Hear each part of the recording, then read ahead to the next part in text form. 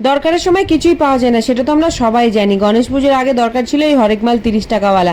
এখান থেকে আমরা ওই 100 টাকার পা মোচাটা কিনি, কিন্তু সেদিনকার ওই 30 টাকার পা মোচা দিয়েই কাজ চালাতে হয়েছিল পুজোর দিন। তো এখন এসছে যখন, তাই 100 টাকা দামের নিয়ে নিলাম দুটো পা মোচা। মেয়েকে বিড়াল তাড়া করেছে বলে মেয়ে ওরকম ভাবে দৌড়ে আসে। ঘরে এসে ভাবলাম পা মোচাগুলো এখন পাতবো নাকি পুজোর জন্য রাখবো, তা ভাবলাম না পেতেই দিই, কিনেছি তো পাতার জন্যই, তাই দেখো দুটোই পেতে দিচ্ছি।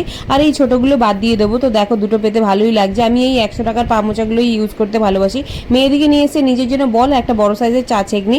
অনলাইন থেকে আমি অর্ডার করেছিলাম 6টা কুশন খাবার, বালিশ 5টা বলে 5টা পড়েছে। আর কালারগুলোও দেখো ভীষণ সুন্দর লাগছে। তাই সন্ধ্যাবেলা মেয়ে বললো মাম্মা পিজা খাবো, তাই মেয়ের জন্য 69-এর একটা পিজা আর তার সাথে লাভা কেক অর্ডার করেছিলাম। 69-এর পিজা আমার আর মেয়ের দুজনের হয়ে যায়। এই প্রেগনেন্সিতে না আমি অনেক অসহায় হয়ে গেছি, শরীর খারাপের জন্য বাইরে গিয়ে ভিডিও করতে পারি না। তো যাই হোক, মেয়ের 2 দিন ধরে জ্বর ছিল, এখন ঠিক আছে। তোমরা কালকের ভিডিওতে জিজ্ঞেস করেছো, তো সোনা এখন ভালো আছে। এই ভিডিওটা ভালো লাগলে লাইক, চ্যানেলটা সাবস্ক্রাইব করে